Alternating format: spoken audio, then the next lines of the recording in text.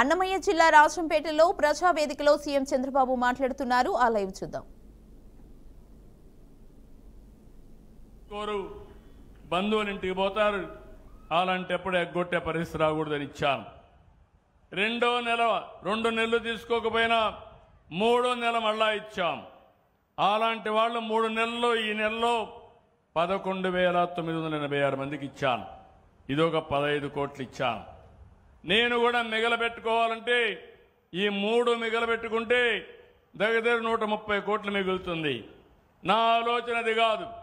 పేదవాడి జీవితంలో వెలుగు రావాలి, పేదవాడు ఎక్కడుంటే అక్కడ ఎన్డీఏ ప్రభుత్వం ఉండాలనే ఉద్దేశంతోనే ఇవన్నీ నేను ఇస్తున్నా.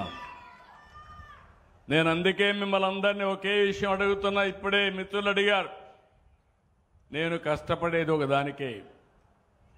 మొట్టమొదటిసారిగా ఇదే రోజున ఈ ఊర్లో ఒక చరిత్ర నాకెప్పుడు జ్ఞాపకం ఉంటుంది. 30 సంవత్సరాల ముందు సెప్టెంబర్ 1వ తారీఖున నేను ప్రమాణ స్వీకారం చేసి ఆ రోజున ఈ గ్రామానికి రావడం, కే బొయ్యపల్లికి రావడం నా జీవితంలో మరిచిపోలేని సంఘటన. నా జీవితాంతం గుర్తుపెట్టుకుంటానని మీ అందరికీ విజ్ఞప్తి చేస్తున్నా. 30 ఏళ్ళు అయిన తర్వాత ఒడుగుదొడుగులు కూడా వచ్చాయి. మీరు కూడా గుర్తుపెట్టుకోవాలి. ఈరోజు 4వసారి సీఎం అయ్యాను. సమైక్య ఆంధ్రప్రదేశ్లో అందరికంటే ఎక్కువ సీఎంగా ఉన్న ఘనత నాకే దక్కింది. 3 సార్లు ప్రతిపక్ష నాయకుడిగా ఉన్నా. ఇంకో పక్క మీరు చూస్తే నేను ఒకటే ఆలోచించాను. నేను ముఖ్యమంత్రి అయినప్పటి నుంచి మీ జీవితాల్లో మార్పు రావాలి, అందరికీ న్యాయం చేయాలి. కొంతమంది అధికారాన్ని అడ్డం పెట్టుకుని పెద్ద పెద్ద వాళ్ళు పేదల్ని దోచుకునే కార్యక్రమం చేసేవాళ్ళు. నేను అందుకే ఒకే విషయం ఆలోచించాను. అభివృద్ధి జరగాలి, ఆదాయం పెంచాలి, సంక్షేమ కార్యక్రమాలు ఇవ్వాలి, పెంచుకుంటూనే ఉండాలి. దీనికి ఆర్థిక సంస్కరణలు అవసరమని ఆర్థిక సంస్కరణలు తీసుకొచ్చాం.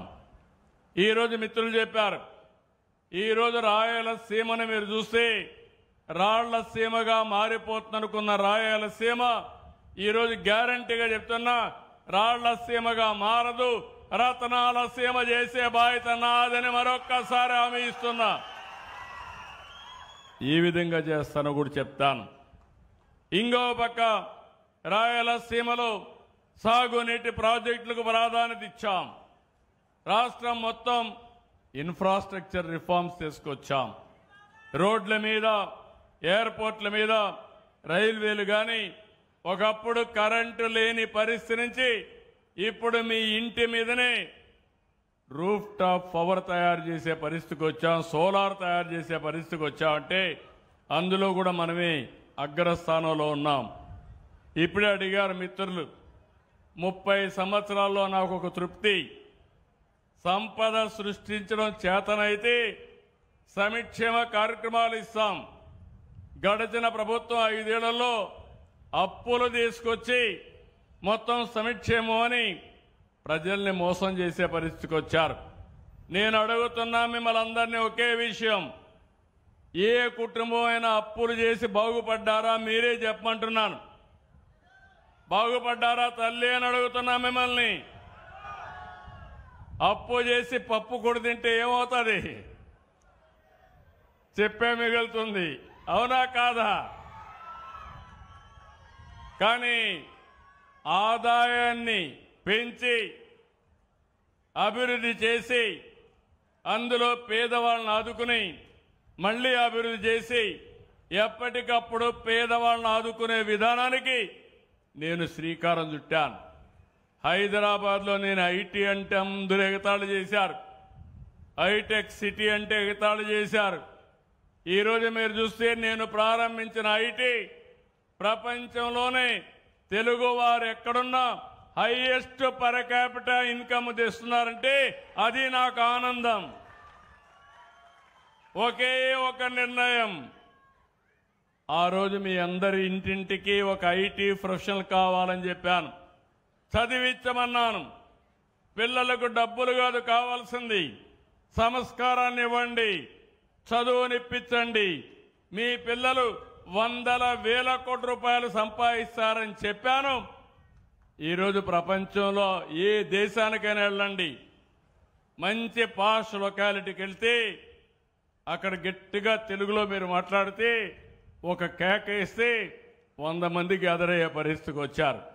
అంటే తెలుగువాడు ఈరోజు ప్రపంచం మొత్తం అన్ని దేశాలకు వెళ్లే పరిస్థితికి వచ్చారు. హైదరాబాద్ నగరం ఉంది, 30 ఏళ్ళు ఈరోజు ఒక విశ్వనగరంగా తయారయ్యే పరిస్థితి వచ్చింది. ఆ రోజు ఒక విజన్ చేశాం, ఆ రోజు ఒక ప్రాధాన్యత ఇచ్చాం, సైబరాబాద్కి నాంది పలికాం. ఈరోజు హైదరాబాద్లో ఇవన్నీ కూడా పనిచేసి బాగా ముందుకు పోయే పరిస్థితికి వచ్చారు. నేను ఆ రోజు ఆడబిడ్డల కోసం డాక్రా సంఘాలు పెట్టాను. ఏం తల్లి జ్ఞాపకం ఉందా మీ అందరికీ? అప్పుడప్పుడు మర్చిపోతూ ఉంటారు. మళ్ళా కష్టాలు కొని తెచ్చుకుంటాం, ఇంకో పక్క వైకుంఠ పాడ ఆడతాం, పైకి ఎక్కడం, మళ్ళా కిందికి పడడం, మళ్ళా నేను అభివృద్ధి చేయడం, ఇంకొకటి వచ్చి చెడగొట్టడం. ఈసారి మాత్రం జరగడానికి వీలు లేదు.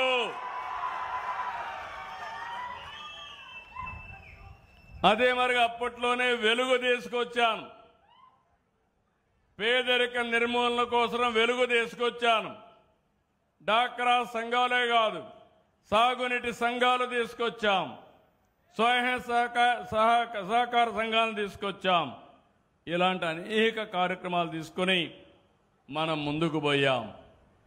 ఈరోజు మీరు చూస్తే ఈ యొక్క 30 సంవత్సరాల్లో మనం ఏవైతే చేశామో, విభజన జరిగిన తర్వాత కొన్ని కష్టాలు వచ్చాయి. 2014లో 2 రాష్ట్రాలుగా విడిపోవడం, మనకు ఆదాయం తగ్గడం. మళ్ళీ నేను ఆలోచించాను, నన్ను మీరు నమ్ముకున్నారు, పార్టీని మీరు నమ్ముకున్నారు, ఇన్ని సంవత్సరాలు గౌరవించారు, తిరిగి మీ రుణం తీర్చుకోవాలని 14-19లో దేశంలో ఎక్కడా జరగని అభివృద్ధి మన రాష్ట్రంలో చేశాం. అయితే 19లో మనం ఓడిపోయిన తర్వాత ఈరోజు 10 లక్షల కోట్ల రూపాయల అప్పులు, ఇంకో పక్క అభివృద్ధి మొత్తం ఆగిపోయింది, విధ్వంసం జరిగింది. కానీ నేను భయపడలేదు, మీరు భయపడ్డారు, కొంతమందిని భయపెట్టారు, మిమ్మల్ని కూడా భయపెట్టారు. నేను అడుగుతున్నా, 5 ఏళ్లు ఇండ్లలో కూర్చొని కనీసం నవ్వు ముఖం లేకుండా బాధపడ్డా, అవునా కాదా అని మిమ్మల్ని అడుగుతున్నా. ఈరోజు మీకు స్వేచ్ఛ వచ్చిందా లేదా అని అడుగుతున్నా. అవునంటే గట్టిగా చప్పట్లు కూడా చెప్పండి. ఫ్రీగా చెప్పగలుగుతున్నారు, అడగగలుగుతున్నారు. ఎమ్మెల్యేలు తప్పు చేసినా, మంత్రులు సరిగా రాకపోయినా, అధికార యంత్రాంగం పనిచేయకపోయినా నిలదీసే పరిస్థితికి వచ్చారంటే అది నేను ఇచ్చిన హక్కు అని చెప్పి మరొక్కసారి మీ అందరికీ తెలియజేస్తున్నా. అదే మీరు సాధించిన విజయం కూడా, అవునా కాదా అని మిమ్మల్ని అడుగుతున్నా. మొన్న ఎన్నికలు జరిగాయి, నేను పవన్ కళ్యాణ్ గారు ఇద్దరం కలిసి పోటీ చేయాలనుకున్నాం. బీజేపీ సపోర్ట్ చేశారు. నేను కూడా ఆలోచించాను, ఈ రాష్ట్రాన్ని పునర్నిర్మాణం చేయాలి, అందరి సహకారం అవసరమని ముందుకెళ్ళాం. మీరు కూడా విద్యత ప్రదర్శించారు. 94% స్ట్రైక్ రేట్, చరిత్రలో ఎప్పుడూ గెలవని గెలుపునిచ్చిన మీకు మరొకసారి అభినందనలు. ఆ గెలుపు ఈరోజు ఈ విజయాలకు దోహదం చేస్తా ఉంది, మీ సమస్యల పరిష్కారానికి ఉపయోగపడతా ఉంది. ఈ విషయం మీరు గుర్తుపెట్టుకోవాలి.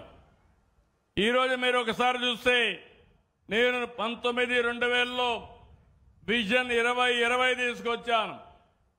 ఈరోజు విజన్ 2047 తీసుకొచ్చాను. స్వర్ణాంధ్రప్రదేశ్ కోసం 2047కి నేను ఒకటే ఆలోచిస్తున్నాను. చాలా మంది మీరు అనిపిస్తుంది, ఆ రోజు నేను చెప్తే మీరు నమ్మలా. 30 ఏళ్ళు అయిపోయింది. కానీ ఈరోజు మళ్ళీ నేను ఆలోచించే విధానం, ఈ 20 సంవత్సరాల్లో భారతదేశంలో నెంబర్ 1 రాష్ట్రం ఏదంటే దానికి చిరునామాగా ఆంధ్రప్రదేశ్ ఉంటుంది, ఈ స్టేట్ ఉంటుంది. ఇండియా కూడా అభివృద్ధి అవుతా ఉంది. మన ప్రధానమంత్రి నరేంద్ర మోడీ గారు దేశాన్ని అభివృద్ధి చేయాలని అనేక సంస్కరణలకు నాంది పలుకుతున్నారు. నేను ఈరోజు కాదు, మొదటి నుంచి సంస్కరణల్ని అమలు చేశాం. అలాంటి దీంట్లో దేశం అభివృద్ధి కావాలి, మనం కూడా దేశంలో ఒక భాగం. అలాంటి దేశం అభివృద్ధి అయినప్పుడు ఆ దేశ అభివృద్ధిలో కీలక పాత్ర మనం పోషించాల్సిన అవసరం ఉంది. ఈ విషయంలో మళ్ళీ మిమ్మల్ని అందరినీ అభినందిస్తున్నా. తెలుగుదేశం పార్టీకి అధికారం కట్టబెట్టారు. కొంతమంది అధికారం ఇస్తే సొంత పనుల కోసం ఉపయోగించుకున్నారు. కానీ తెలుగుదేశం పార్టీ మాత్రం ఎప్పుడూ ప్రజల కోసమే అధికారాన్ని ఉపయోగించాం తప్ప వేరే విషయం కాదని చెప్పి కూడా నేను మీకు తెలియజేస్తున్నా. ఆ రోజు ఎన్టీ రామారావు గారు ముఖ్యమంత్రిగా ఉంటే నేషనల్ ఫ్రంట్ ఏర్పాటు చేశాడు. నేను ముఖ్యమంత్రి అయిన తర్వాత యునైటెడ్ ఫ్రంట్ కానీ ఎన్డీఏ కానీ మనం కూడా భాగస్వాములై మన రాష్ట్రానికి ఉపయోగించుకున్నాం.